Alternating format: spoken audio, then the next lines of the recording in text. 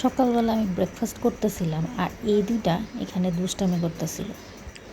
Hello, আসসালামু আলাইকুম। কেমন আছেন আপনারা সবাই? আশা করি সবাই ভালো আছেন। ঈদের মাংস খেতে খেতে আর ভালো লাগছিল না, তাই আম্মুকে বললাম কুমড়ো পাতার শাক খাবো।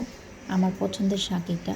আমি যদি কোনো শাক সব থেকে বেশি পছন্দ করে থাকি তাই হলো কুমড়ো পাতার শাক। আজকে আম্মুর হাতে কুমড়ো পাতার শাক রান্না শেয়ার করছি আপনাদের সাথে। এই যে এইগুলো কুমড়ো পাতার শাক, আম্মু কুমড়ো পাতার শাকগুলো একটু ক্লিন করে নিতেছিল। আমি ভিডিও ক্লিপ নিচ্ছিলাম, আম্মুকে হেল্প করে দিছি।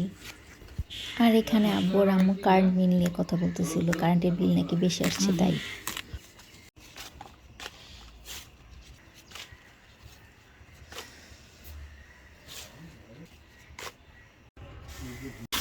এখানে শাকগুলো দেওয়া হচ্ছিল।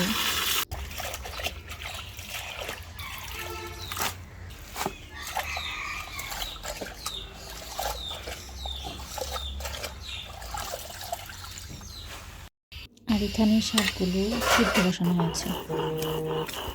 আর এখানে পাটায় ফ্রেশ করে বেটে নেওয়া হতেছিল। কুমড়ো পাতাগুলো বাটা শেষে একটুখানি রসুনও বেটে নিয়েছিল, রসুন বাটা।